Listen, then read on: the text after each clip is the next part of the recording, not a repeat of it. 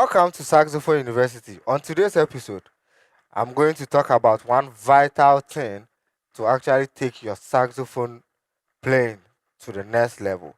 And then this vital thing is the metronome. Okay, is the metronome. Yeah, it's the metronome. Somebody may ask, what is a metronome? Oh, okay. To me, metronome is just a device that helps you keep time. Okay, metronome is just a device that helps you keep time. So, anything could be a metronome. Anything could be a metronome. Once it's helping you to keep time, that's your metronome. Okay, so they've made things easier for us. They've designed certain tools that we can use as metronome. We have digital metronome and then we have analog metronome. And today, as you can see on the screens, I have one here. This is an analog metronome. Okay, it doesn't use battery. It doesn't. Yes, it's an analog metronome. It has its own mechanism, um, that helps it to work. Okay, we have a digital metronome. You can download a digital metronome. We have series of them on the app stores. If you're on the Apple platform, you can see it on your App Store. If you're on Android platform, you can see it on your Play Store. Yeah, metronome. Just type in metronome. We have different type of metronome. So just search for metronome and then go through and then see one that fits or one that you like and then use it. Yeah, that's all. Okay, so about the metronome. Okay, this is an analog metronome. So, as you can see, we have some numbers here. Okay, some numbers here. That's what I call the tempo. Some of those numbers, they've labeled them. We have, for mine, I think the first one is what? Grave. Grave, that's 40 BPM. And then we have Lego, and then Lento, and then Adagio. It continues. I don't even understand most of these things, but I know they are tempos. They are forms of tempos. So yeah, basically. Okay. So I always tell people that when you practice without a metronome, I believe you are deceiving yourself because you are a human being. You can't really tell whether you are in time or not. So this is just a tool to help you stay in time. Okay. So when you practice without these tools, you can actually be practicing the wrong stuff all the time. So make sure, in order to keep to time, make sure you have a metronome to help you always stay in time. It's very boring to use it, but trust me, if you use it and you use it well, it's really going to help you. It's going to take your playing to the next level, and you'll be happy with yourself. Your clients will be happy with you. In fact, you might get more money. Anything goes. Yeah. So, let's just go straight into the metronome. Okay. So I always say that we have different forms of tempo. You can start with any tempo you want, but make sure you are actually playing slow before you think of playing fast. Okay, that's the key. Make sure you are playing slow before you think of playing fast. Yeah, most people don't understand this concept, but it is true. If you can really play slow, then you can really play fast. But if you can't play slow, you can't play fast. We are not saying if you play slow, automatically you can play fast. No, you will still need to work things through. But if you can really play slow, it means you have the tendency to actually endure. Okay, so if you can endure playing slow, then automatically you can take the tempo upwards to wherever you want to. If you can endure playing slow, it helps build the finger muscles. Okay, it builds the aperture muscles as well because you are enduring a lot of things whilst playing. And then, in the process of doing all this, it helps you to actually be able to play fluently or play fast when you get to the up tempos. It's not going to be easy to actually start and then you get to playing fast. No, but you have to work your way out or you have to work your way around it. It's very much possible. Okay, it's very much possible. So that's what we have to say. Okay, so mostly, I start from 60. Okay, I start from 60. Like I said, playing slow is very boring, but you need to actually train your mind to be able to do so. Okay, so this is how 60 on my metronome looks like. Okay, this is how 60 on my metronome looks like. So we have various forms of notes when it comes to the metronome. Okay, so we have the key signature and we have the time signature. Okay, so today we are dealing with what? 1/4. We are dealing with 1/4. So 1/4 basically is what? One throughout. So you have 1, 2, 3, 4, 1, 2, 3, 4. Okay, so you have to just keep in time whatever the beat is in your mind, because there's nothing that shows the strong beat on this metronome. Okay, so we have another option that can give you the 4/4 time on this metronome. Other metronome, also have it. So I think we have,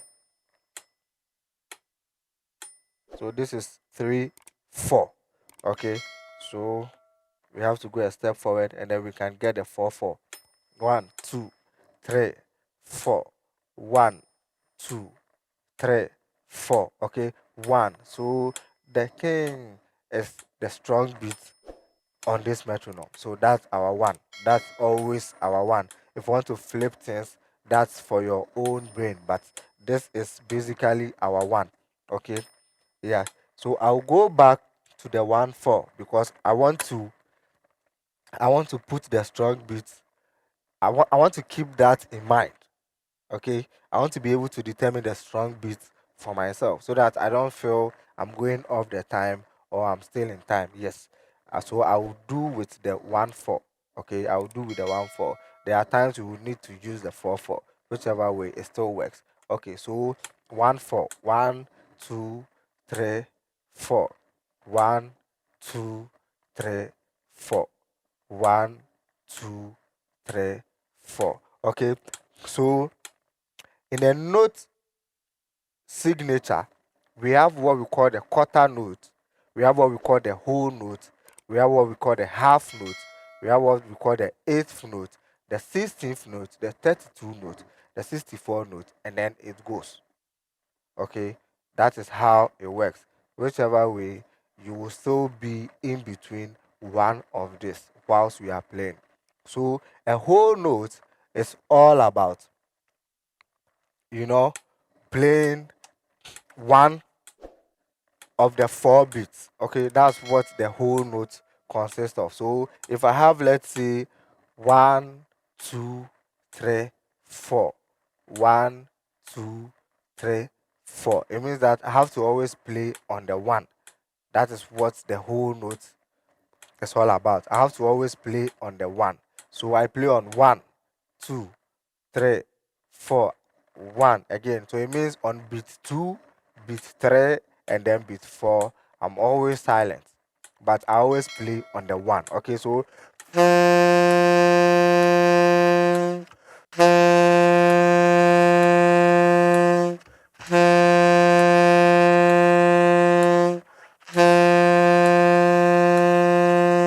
okay, so I'm always playing on beat 1. That's what we call the whole note. Okay, always playing on beat 1. And then we have what we call the half note. The half note, it means you have to do a subdivision. You divide the 4 beats into 2 segments. Okay, so you have beat 1, beat 2 off, beat 3 on play, and then beat 4 off. Okay, so that is how the half works. So you have 1, 2, 3, 4. So you play 1, 2 off, 3, 4 off, 1, 2 off, 3, 4 off. So that's what we call the half. Okay.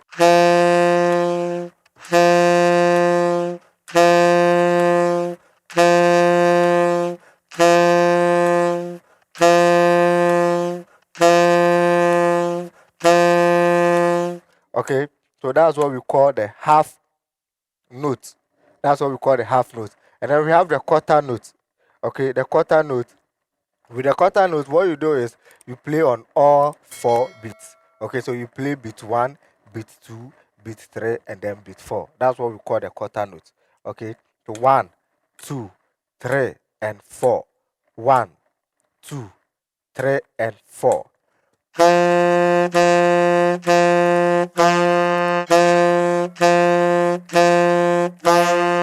Okay, so that's what we call the quarter note. You play on all the 4 beats: 1, 2, 3, and 4. And then extension, we have eighth note. Okay, so I always say that eighth note is just like twice of the quarter note. So when you do 1, 2, 3, 4, it means you have to do 2 on beat 1. So 1, 2, 1, 2, 1, 2, 1, 2. Okay, so you do 2 each on each beat. Whereas the quarter note, you do 1 note on each beat. Okay, so this is how the eighth note sounds like: 2, 3, 4. So 1, 2, 1, 2, 1, 2, 1, 2. Okay, that's what the eighth note is all about.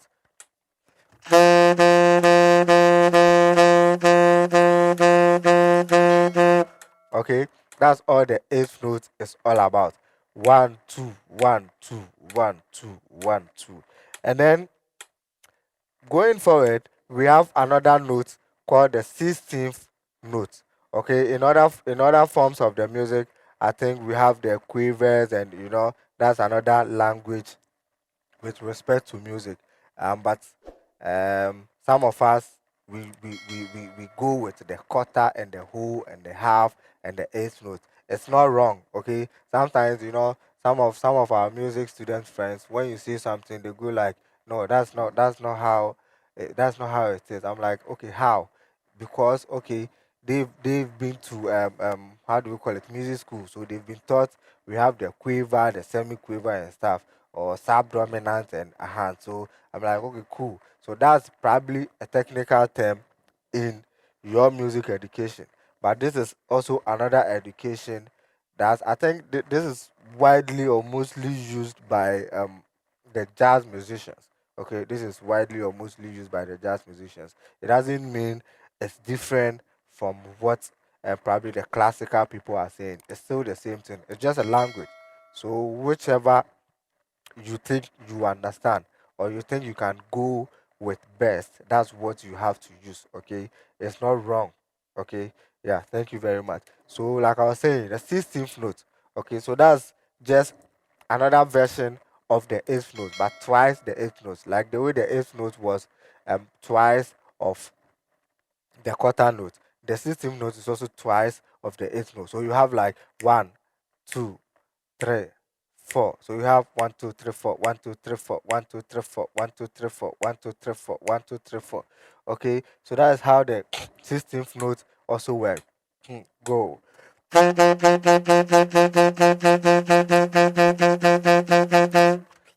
Okay, that's how the 16th note also works. So unlike the quarter, you have to play on each beat.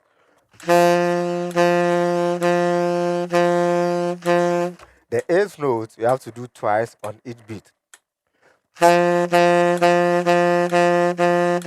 16 you have to do twice of 8.